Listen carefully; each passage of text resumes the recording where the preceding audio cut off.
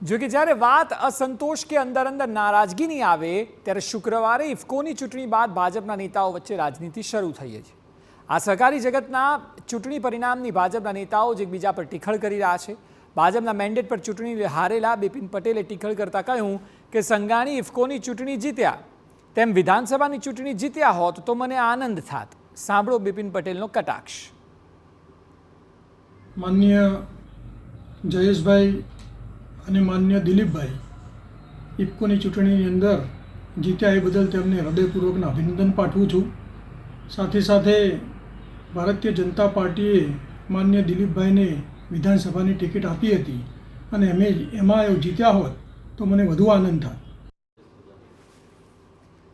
તો ભાજપમાં ઠેર ઠેર અસંતોષ જ્યારે જોવા મળી રહ્યો છે ત્યારે આ વિષય પર વધુ માહિતી આપી રહ્યા છે સંવાદદાતા કિંજલ મિશ્રા। કિંજલ, ચૂંટણી પહેલા જે અસંતોષ હતો એવું ભાજપને ક્યાંક હતું કે ચૂંટણી પતી એટલે થોડો હાશકારો થાય, પરંતુ આપ જુઓ અમરેલી અને જૂનાગઢ એટલે એવું લાગે છે કે ભાજપમાં જાણે કે એક સાંધે અને તેર તૂટે જેવી સ્થિતિ સર્જાઈ છે। અક્ષય, બિલકુલ આ સ્થિતિ સર્જાવાની હતી, પણ લાગતું હતું કે જિલ્લા પંચાયતની જ્યારે ચૂંટણી આવશે, કેમ કે જે રીતે ભાજપમાં ભરતી મેળો શરૂ થયો હતો, જે રીતે સિનિયર નેતાઓ નારાજ હતા, તો એવું માનવામાં આવતું હતું કે જિલ્લા પંચાયતની જ્યારે ચૂંટણીઓ આવશે ત્યારે આ ભડકો છે તે થઈ શકે છે, પરંતુ જે પ્રકારનો વેઇટ વન ફોટો પ્લીઝ પાડી લો ફોટો। આપણી જ છે, આપણે જ બનાવી છે ને આપણા જ મતથી બની છે આ વંદે ભારત। સાચી વાત।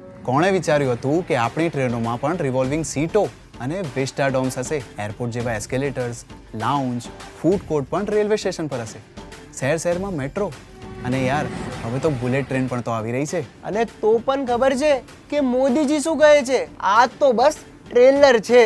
લાઈફ સરળ બનાવી દીધી મોદીજીએ। તો હવે આપણે એમની જીત સરળ બનાવીશું। વર્લ્ડ ક્લાસ ફેસિલિટીઝની ગેરંટી મોદીજીની, તો મોદીજીને વોટ આપવાની ગેરંટી કોની? આપણી જ તો। કમળનું બટન દબાવો, ભાજપને જીતાડો।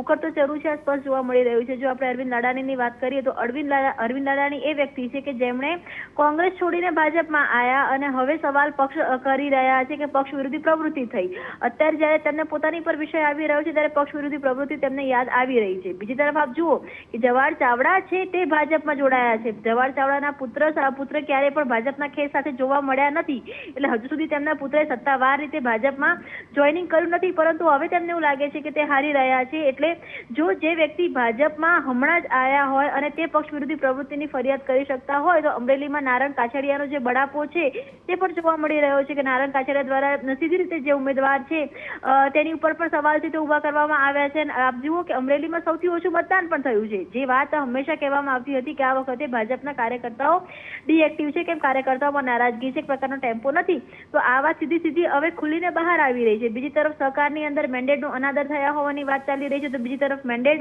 આપવાનો અધિકાર નથી એ પ્રકારની વાત હતી। તેની અંદર બિપિન ગોતાની નારાજગી એ હદની છે કે વિધાનસભામાં જે તે સમયે દિલીપ સંઘાણી ચૂંટણી લડ્યા હશે તે જીત્યા નથી, એ વાત પર તે ખુલીને કહી રહ્યા છે। એટલે કે ભાજપની અંદર એક યાદવાદ સ્થળી છે, જે એક શબ્દ વપરાતો હોય છે, આ યાદવાદ સ્થળી ગુજરાત ભાજપમાં શરૂ થઈ ચૂકી છે કે જે લોકો બહારથી એક સવાલ એ પણ થાય કે જ્યારે નારણ કાછડિયા બહાર આવ્યા, બની શકે કે ઘણા લોકો એવા હોય જેઓ બહાર નથી આવ્યા પરંતુ આ લોકો પરિણામ પર પણ અસર પાડી શકે છે। હા, મન ભરીને જુઓ, આપણો જ છે અને આપણા જ મતથી દેશભરમાં મોટા મોટા પુલ બન્યા છે। અમારી જિંદગી તો પૂરી થઈ ગઈ બેટા। અમારા સમયમાં તો અટકાવવું, લટકાવવું ને ભટકાવવું, બસ આ જ કલ્ચર હતું। પણ તમારા માટે મોટા કામ કરવા વાળો બેઠો છે। માત્ર 10 વર્ષની સ્પીડ જોઈ લો, અટલ બ્રિજ થી સુદર્શન સેતુ જોઈ લો, સરદાર સાહેબના સ્ટેચ્યુ થી ગિફ્ટ સિટીની રોનક જોઈ લો, અને આટલું બધું કરીને પણ મોદીજી કહે છે આ તો હજુ ટ્રેલર છે। કમળનું બટન દબાવો, ભાજપને જીતાડો। દેખો અક્ષય, જે રીતનું મિકેનિઝમ રહ્યું છે ભાજપનું, અત્યારે પણ ભાજપના લોકો ખૂબ જ ફર્મ છે, આશ્વસ્ત છે કે 25 બેઠકો ભાજપની નીકળી જશે, પરંતુ એ વાત ચોક્કસ છે કે જે રીતે નારણ કાછડિયાએ ખુલીને અત્યાર સુધી ભાજપમાં ગુજરાત ભાજપમાં ખુલીને બહાર નહોતા બોલતા, એ વસ્તુ આપણને રાજસ્થાનમાં જોવા મળે છે, એ વસ્તુ યુપીમાં જોવા મળે છે, બિહારમાં, ઇવન મહારાષ્ટ્રમાં આ ટ્રેન્ડ જોવા મળ્યો છે, પરંતુ ગુજરાત ભાજપમાં પણ જે પ્રકારે છેલ્લા 2 વર્ષથી નિર્ણયો લેવામાં આવ્યા, છેલ્લા 2 વર્ષથી ચેન્જ થયા છે, છેલ્લા 2 વર્ષથી જે પ્રકારની ગતિવિધિઓ થઈ છે ત્યારે હવે ભાજપના એ નેતા કે જે કુરાડે મુકાયા છે અથવા ભાજપના એ સક્ષમ નેતાઓ કે જે માને છે કે તેમના પોતાના દમ ઉપર તે લોકો લડ્યા છે, જીત્યા છે અને તેમની રાજનીતિ છે તે ખુલીને બોલવા લાગ્યા છે. અને કદાચ જો આમનું આમ ચાલતું રહેશે તો એવું માનવામાં આવી રહ્યું છે કે 4 જૂન પહેલા એટલે કે પરિણામ પહેલા ગુજરાતમાં મોટા પાયે બળવો છે તે થઈ શકે છે, નારાજગી છે તે બહાર આવી શકે છે.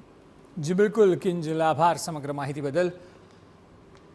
તો બળવો થઈ શકે છે અને એના એંધાણ એટલા માટે પણ છે કારણ કે હવે નેતાઓ ખુલીને સામે આવી રહ્યા છે અને પાર્ટીની અંદર જે અસંતોષ ભયંકર રીતે વધેલો છે તેના વિરુદ્ધ અવાજ ઉઠાવી રહ્યા છે.